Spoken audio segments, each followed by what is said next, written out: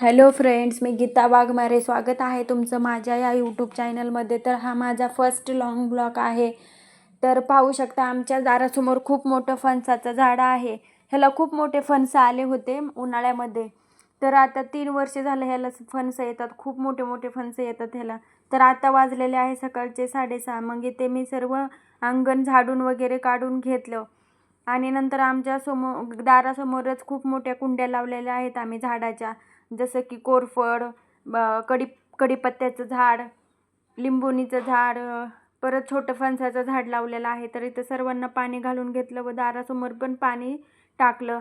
आणि थोडेसे भांडे होते ते पण भांडे घासून घेतले आणि दारासमोर इथे छान छोटीशी रांगोळी काढून घेतली. मला रांगोळी काढायला खूप आवडतं. मी आमच्या दारासमोर रोज रांगोळी काढते.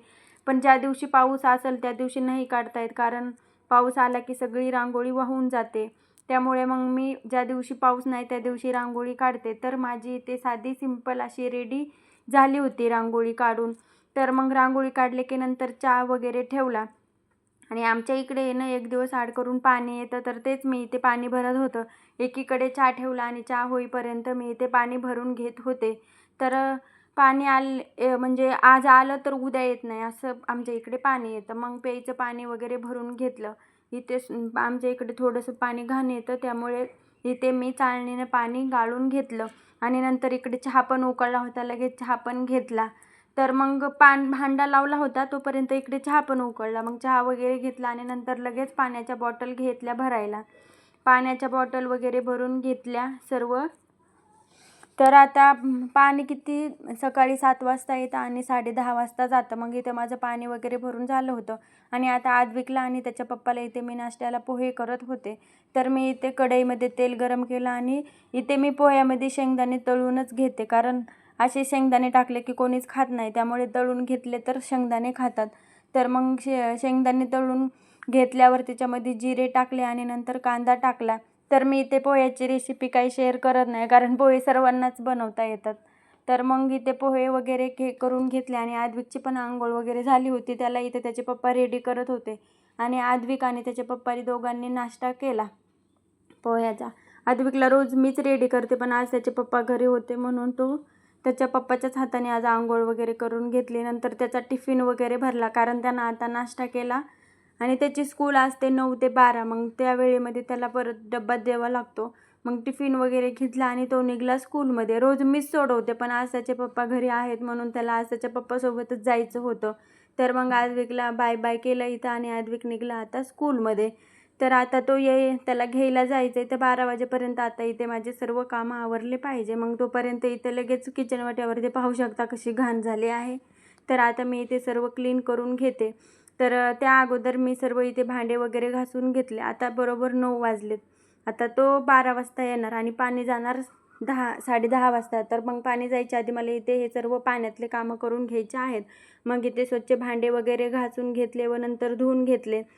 तर मग एकतर पाणी पण खूप आमच्या इकडे बारीक पाणी येतं, जास्त मोठं पाणी नाही येत. त्यामुळे पटपट जोपर्यंत पाणी आहे तोपर्यंत पाणी भरून घ्यावं लागतं. मग लगेच किचन वाटा वगैरे सर्व धुवून घेतलं, पीठ वगैरे घेतलं लगेच मळून. आता दुपारी जेवणाची तयारी इथे करत आहे. पीठ वगैरे मळून घेतलं छान. आता मला इथे करायची आहे भेंडीची भाजी. तर भेंडी मी आधीच इथं स्वच्छ धुवून घेतलेली आहे आणि चाळणीमध्ये मी ती ठेवली पाणी नितळायला, कारण लगेच भेंडी चिरली की ती चिकट होते आणि धुवून तर घ्यावंच लागणार. एक तर पावसाळ्याचे दिवस आहेत. मग इथे भेंडी स्वच्छ धुवून घेतली व कट करून घेतली. आता ह्यामध्ये मी कांदा पण टाकणार आहे. कांदा जर भेंडीमध्ये टाकला ना तर भेंडी चिकट होत नाही, त्यामुळे मी इथे कांदा पण ॲड करणार आहे त्या भेंडीमध्ये. तर इथे मग कढई वगैरे ठेवली, तिच्यात तेल टाकून थोडेसे जिरे वगैरे टाकले आणि जिरे टाकले की लगेच कांदा टाकला. कांदा टाकला ना, टाकल्यामुळे भेंडी चिकट होत नाही. तुम्ही पण नक्की करून पहा. तर मग लगेच इथे भेंडी पण करून घेतली.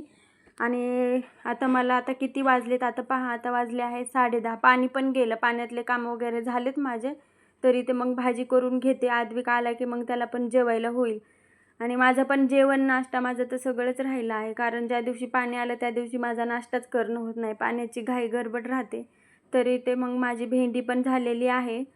आता ह्या भेंडीमध्ये मी थोडीशी चटणी टाकणार आहे, कारण मी मिरची नाही टाकली, कारण मिरची टाकली की मग आद्विक म्हणतो हिच्यात मिरची आहे, मग मी नाही खाणार. त्यामुळे तिखट टाकलं, लाल तिखट की मग त्याला मिरची दिसत नाही भेंडीमध्ये टाकलेली. त्यासाठी मी इथे लाल तिखट टाकलं, थोडंसं मीठ टाकलं चवीपुरतं. तर मग आणखीन माझे भरपूर कामे राहिलेत. आणखीन देव वगैरे मला घासून घ्यायचे आहेत इथं पितांबरीने.